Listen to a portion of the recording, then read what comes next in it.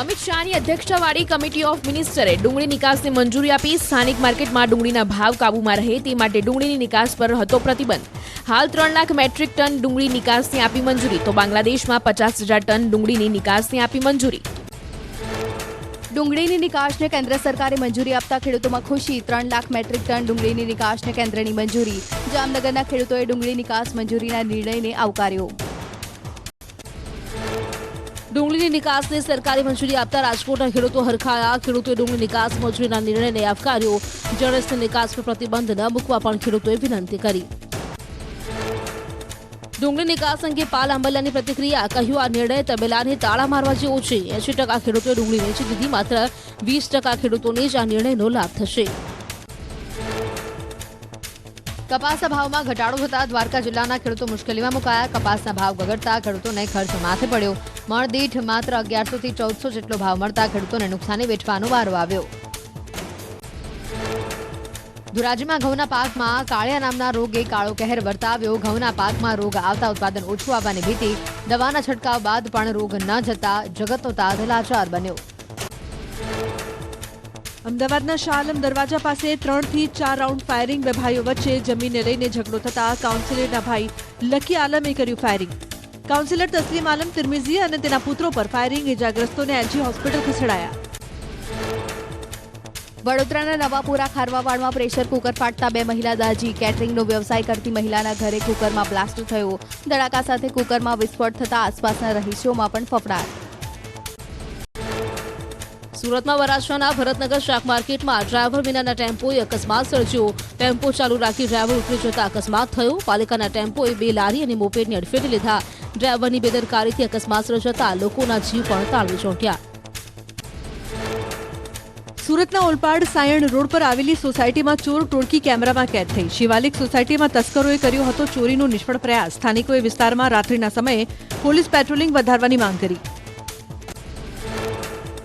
ચારણ સમાજ પર ટિપ્પણીના વિવાદ વચ્ચે આહિર સમાજના અગ્રણીઓ પહોંચ્યા બઢડા ધામ. સોનલમાના પરિવાર સાથે મુલાકાત કરી.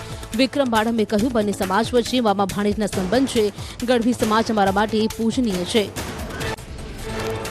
વડોદરાના ડભોઈમાં મંદિરની જગ્યા પર બન્યું હસન પાર્ક. મંદિરની જગ્યાના વહીવટદારે બારોબાર વેચી હતી જમીન. મંદિર ટ્રસ્ટી રામભાઈ પંડ્યાએ સરફરાઝ મંસૂરી નામના વ્યક્તિને જમીન વેચી નાખી. કલેક્ટરે હસન પાર્કની જગ્યા મંદિરના નામે કરવા હુકમ કર્યો. જમીન બિનખેતી કરાવ્યા વગર બાંધકામ અને વેચાણ કરાયું. પાલિકાની મંજૂરી વગર જ કરવામાં આવ્યું હતું બાંધકામ. નાયબ કલેક્ટરે પણ મંદિર જગ્યાનો કર્યો હતો હુકમ. સ્ટ્રીટ લાઇટ હોવા છતાં જામનગરના જોડિયા ગામના રસ્તાઓ પર છેલ્લા 3.5 વર્ષથી રાતના સમયે છવાયો અંધારપટ. ગામનું વ્યાજ સહિત 40 લાખ બિલ બાકી હોવાથી પીજીવીસીએલ વીજ જોડાણ કાપ્યો. લોકો અંધારામાં અવરજવર કરવા મજબૂર. સ્ટ્રીટ લાઇટ બંધ હોવાથી જોડિયા ગામના સ્થાનિકોની હાલાકી. ગ્રાન્ટ ન મળી હોવાથી વીજ બિલ ચૂકવવાનું બાકી હોવાનું ગ્રામ પંચાયત અધિકારીઓનું નિવેદન. પીજીવીસીએલે બિલ ન ભરાય તો વસૂલીની કાર્યવાહી કરવાની બતાવી તૈયારીઓ.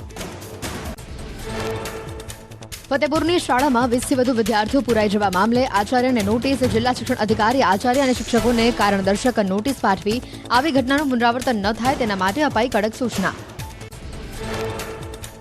વડોદરામાં હરણી બોટ દુર્ઘટનાને આજે 1 મહિનો પૂર્ણ. ન્યાયની માંગ સાથે સામાજિક કાર્યકર અર્ધનગ્ન થઈ આળોટતા તળાવ પહોંચ્યા. 300 મીટર ગુલાટીઓ મારી મૃતકોને શ્રદ્ધાંજલિ આપી. મૃતકોના પરિજનોને ન્યાય મળે તેના માટે એક સામાજિક કાર્યકરે અનોખો વિરોધ નોંધાવ્યો. અતુલ ગામેચીએ હરણી લેક ઝોન ફરતે જમીન પર આળોટીને કર્યો વિરોધ. પંચમહાલ જિલ્લામાં અધિકારીઓની જાસૂસી કરતા જાસૂસ ફરી થયા સક્રિય. ખનીજ માફિયા અને લાકડા ચોરનું વોટ્સએપ ગ્રુપ ફરી એક્ટિવ. ગુમનામ ગ્રુપમાં શરૂ કરી અધિકારીઓના લોકેશનની પળે પળની રેકી. જાસૂસોની વાતચીતના ઓડિયો વાયરલ. પંચમહાલ જિલ્લામાં 85 આંગણવાડી ભાડાના મકાનમાં કાર્યરત. આંગણવાડીના સરકારી મકાનમાં જર્જરિત છતાં અધિકારીઓ કરી રહ્યા છે આખાડા કાન.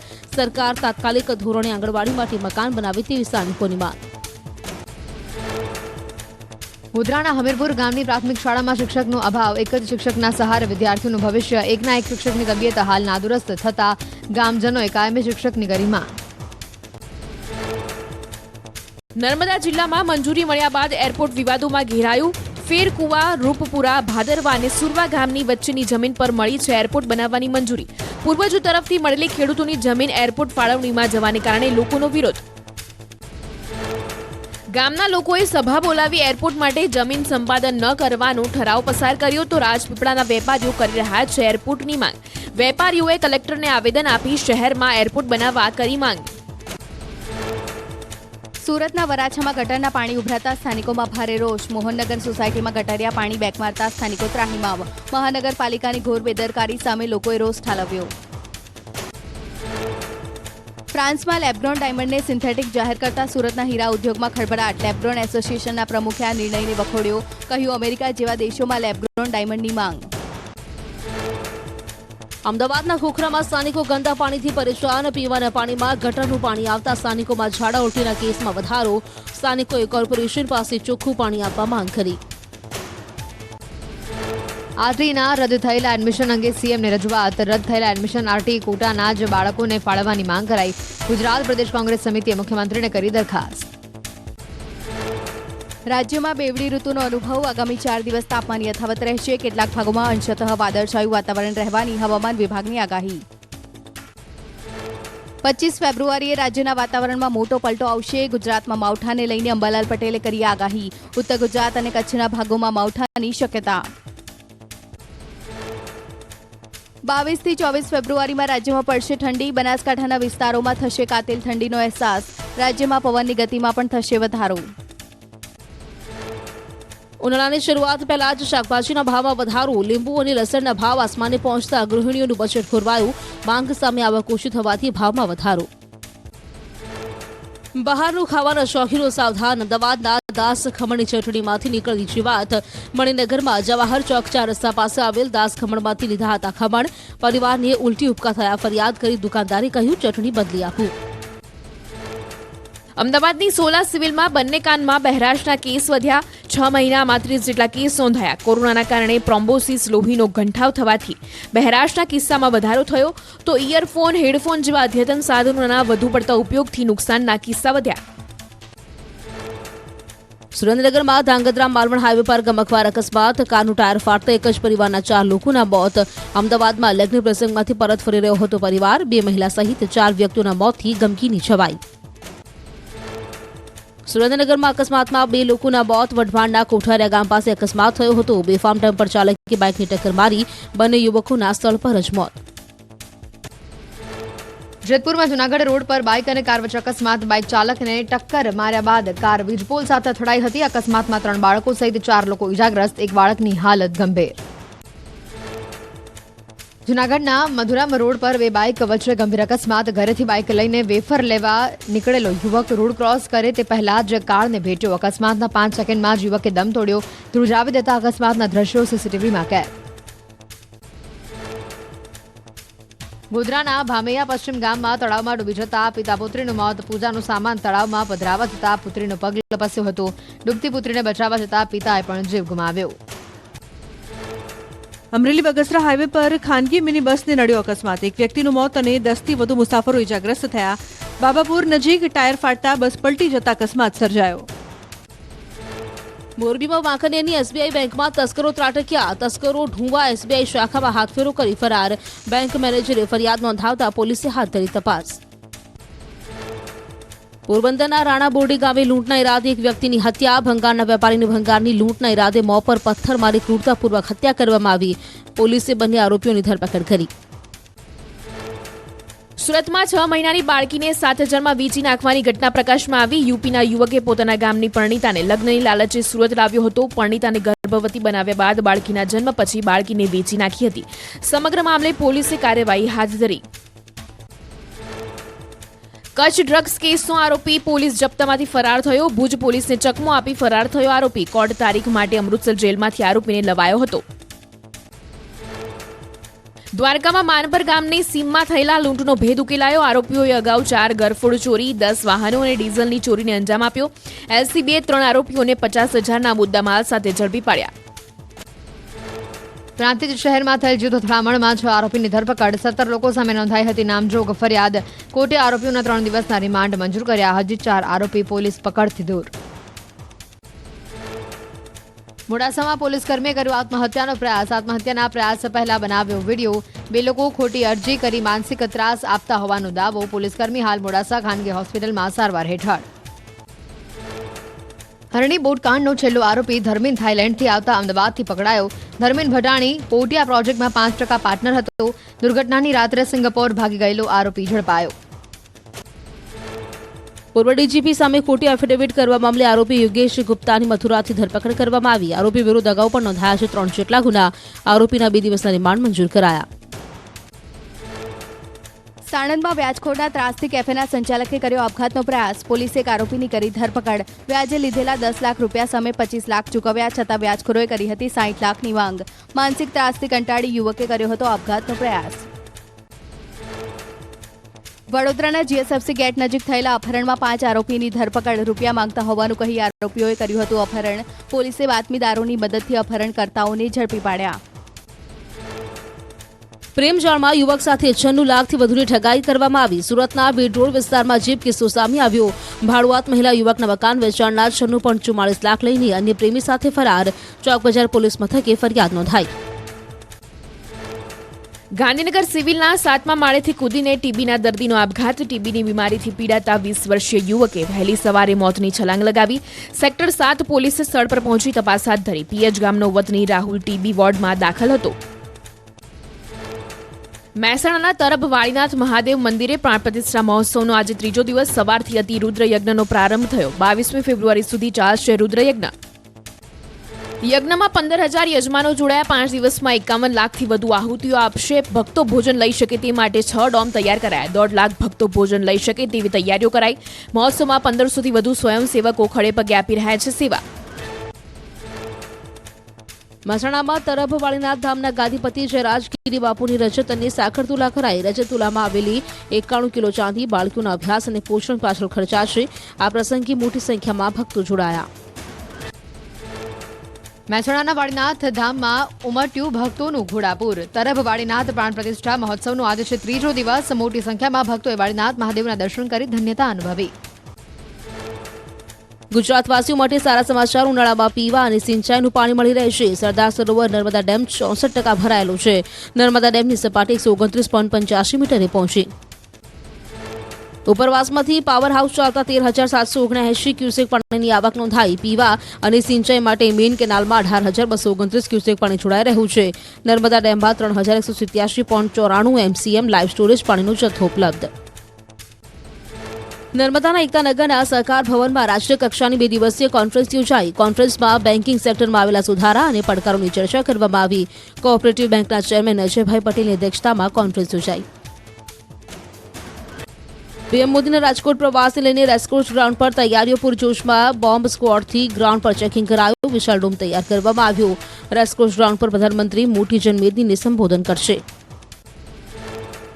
25મી ફેબ્રુઆરીએ રાજકોટ એમ્સનું લોકાર્પણ થશે. પીએમ મોદીના હસ્તે 1,195 કરોડ ખર્ચે નવનિર્મિત 250 બેડની એમ્સ હોસ્પિટલનું લોકાર્પણ કરવામાં આવશે.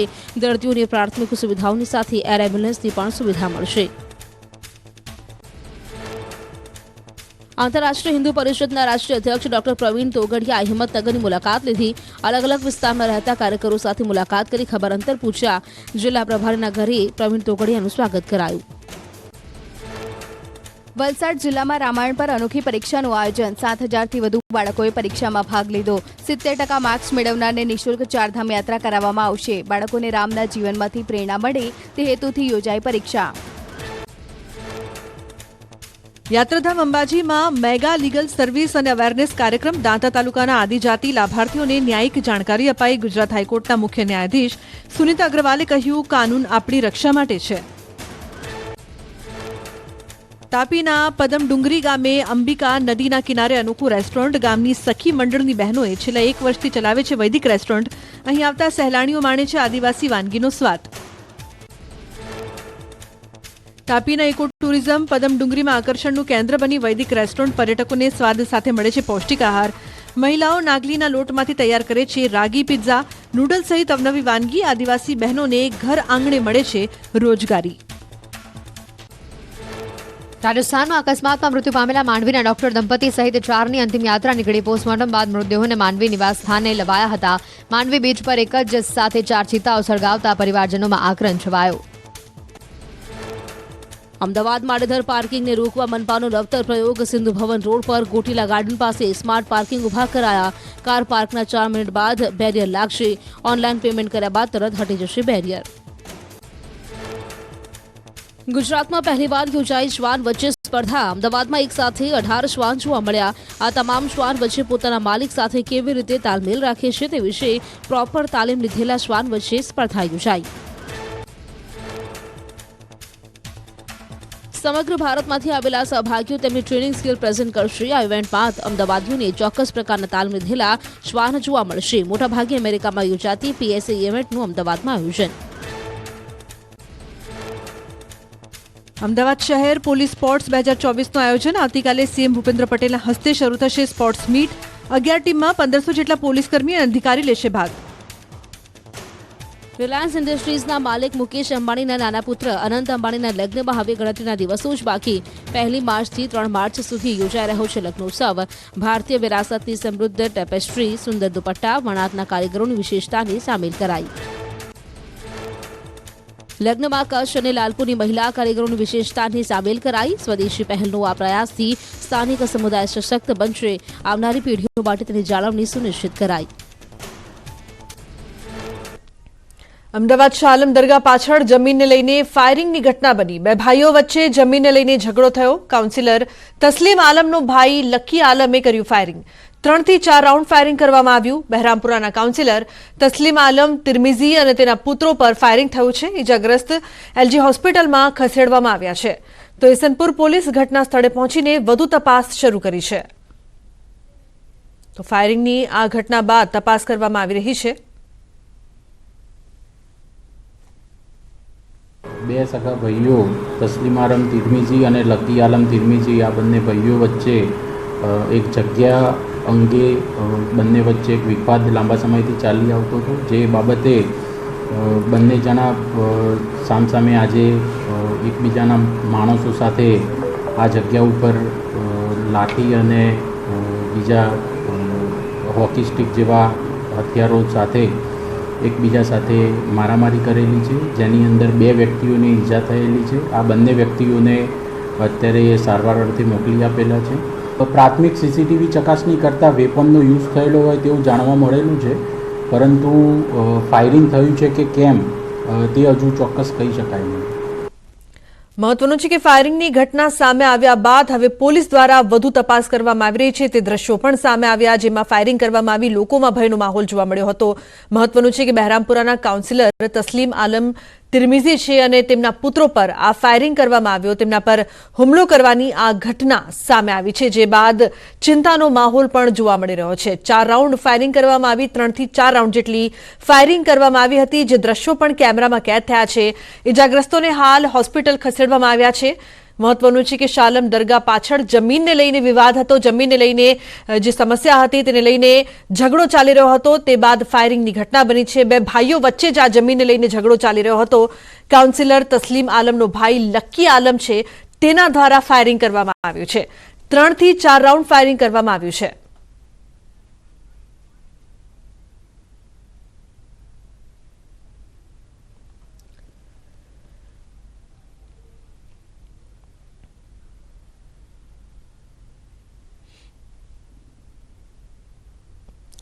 સુરત મહાનગરપાલિકાની ઘોર બેદરકારી સામે આવી છે. વરાછામાં ગટરના પાણી ઉભરાતા સ્થાનિકોમાં ભારે રોષ જોવા મળી રહ્યો છે. શહેરના વરાછાની મોહનનગર સોસાયટીમાં ગટરિયા પાણી બેક મારતા સ્થાનિકો ત્રાહિમામ પોકારી ઉઠ્યા. સ્થાનિક કોર્પોરેટરનું પણ પાલિકાના અધિકારીઓ ન સાંભળતા હોવાનું રહીશો જણાવી રહ્યા છે. રોડ રસ્તા પર ગટરના પાણી ઉભરાતા ચોમાસાની જેમ રસ્તા પર પાણી ભરાયા હતા. TP17 પાસ થયો, પરંતુ સુવિધાના નામે મીંડું જોવા મળી રહ્યું છે.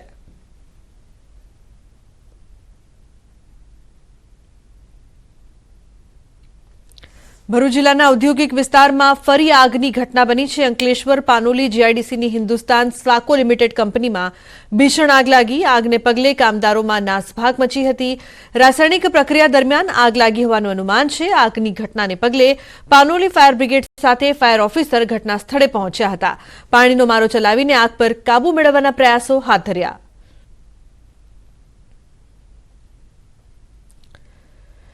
તો દ્વારકાના ભાણવડ તાલુકાના માનપર ગામની સીમમાં થયેલ લૂંટના ગુનાનો ભેદ ઉકેલાયો. એલસીબીએ 3 શખ્સોને 50,000ના મુદ્દામાલ સાથે ઝડપી પાડ્યા હતા.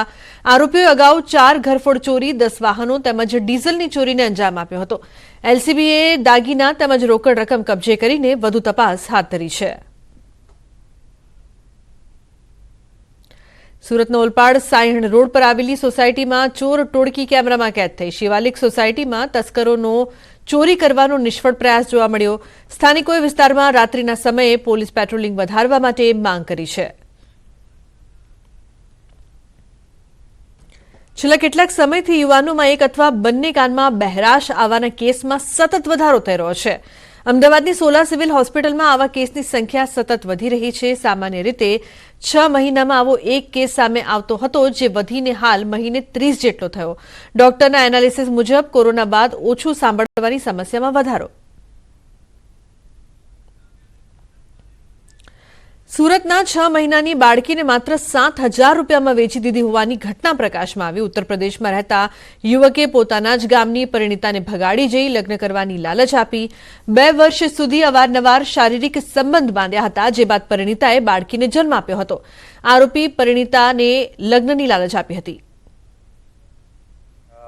બનાવ અનુસંધાને આઈપીસી 376, 370 વગેરે મુજબની કલમો ઉમેરી અને ગુનો નોંધ્યો છે. અને જે બંને આરોપીઓ છે કે જે વ્યક્તિ કે જેણે એમની બેનની સાથે દુષ્કર્મ કર્યું હતું અને જેના થકી એમને ગર્ભ રહી ગયો હતો, એ અને જે આ બાળકીને ખરીદનાર વ્યક્તિ હતો, એ બંનેની પોલીસ તપાસ કરી રહેલ છે અને કાયદેસરની કાર્યવાહી આગળ કરવામાં આવશે.